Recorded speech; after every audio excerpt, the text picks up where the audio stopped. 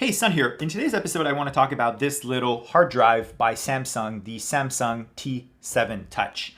That little drive has a really interesting feature that made it super unique and an amazing candidate for a hard drive in the context of setting up headless Raspberry Pi servers.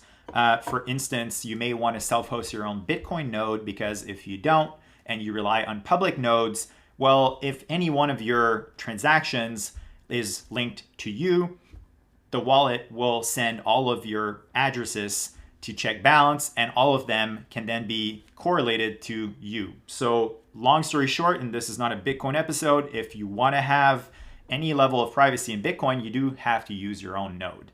So a really popular option out there is to configure your own node on Raspberry Pi. I actually have an archived guide, which I'll link down there in the description, that explains how to do it in a really sophisticated way.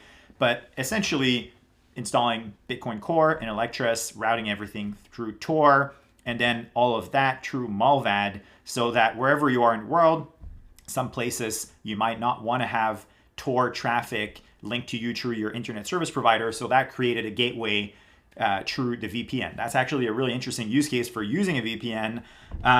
But yeah, long story short, I did all of this and then realized that Raspberry Pi 4 chips did not support hardware accelerated AES. And what does that mean? It means that if you enable Lux, which is the equivalent to FileVault on macOS-ish, and there's a pretty strong asterisk there, it would be really slow because the CPU is just not optimized for encrypting and decrypting data.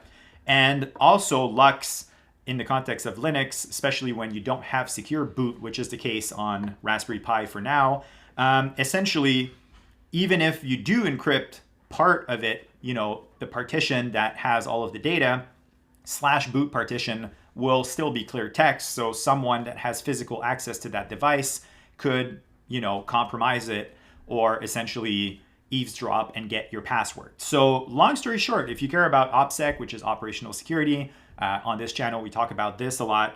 You definitely want to always have full disk encryption. And in the context of macOS with FileVault, it's really easy to do it. And it encrypts everything and makes even the boot process really secure. On Raspberry Pi, if you go down the Lux route, I know now with Raspberry Pi 5, you do have hardware accelerated AES, which is a massive leap forward, but secure boot is still in its infancy and configuring everything is extremely hard. So again, convenience, total privacy and security, which again does not exist. Well, in the context of setting up Lux, secure boot, all of this, it's extremely inconvenient in the context of Raspberry Pi. So why am I talking about this really cool device with so much love? Well, it was possible on macOS to configure a fingerprint for this device. And once configured, if you boot that device on Raspberry Pi or want to decipher whatever is on it on macOS or any other operating system, the encryption is handled by the chipset on the device itself.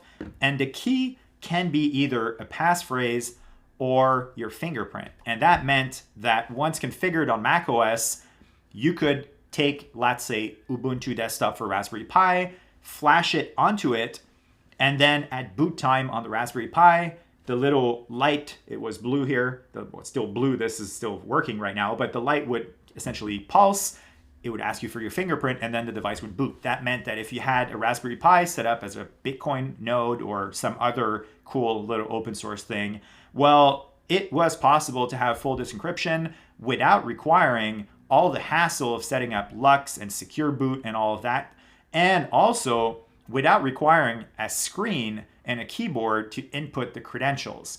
And that's why I really, really believe that that device is such an amazing piece of technology.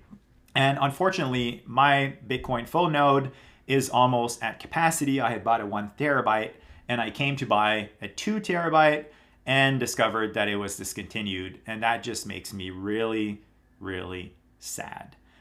So I will be exploring alternatives. For instance, iStorage have really amazing hardware. I don't find their devices very pretty, but they're pretty robust. And actually, iStorage just purchased Kangaroo, which I recommend in the context of super backed OS. Another alternative, which has potential, but you can't even source those pieces of hardware easily, is Swissbit. For instance, they have this little flash or secure digital card, micro SD card, that you can control and make read-only and do all kinds of cool stuff. Again, enforce hardware layer, which is always best. But yeah, I mean, those two alternatives, iStorage is really pricing out most of you, and Swissbit is really designed for enterprise. And usually you have to purchase like hundreds of devices to even get the conversation going. That said, I do have samples of Swissbit, so I'll be exploring that as well. Let me know down there in the comments if you have any ideas of other alternatives, which I'd love to hear about. And by the way, this is a good segue to saying that I have this new thing on my website called Schedule Session. If you need technical help to process these types of subjects, or if you want help setting up Superback in a state-of-the-art way, I do offer paid consulting now, so you can look up Schedule Session and let me know if this is for you. So anyways, this is all I have for you today. I'm really sad that this device is being discontinued. I kind of get why, for most users on Windows and Mac, you could just enter the passphrase using software. But yeah, it's kind of a loss for us, I guess. So yeah, I'll see you in the next one. Bye.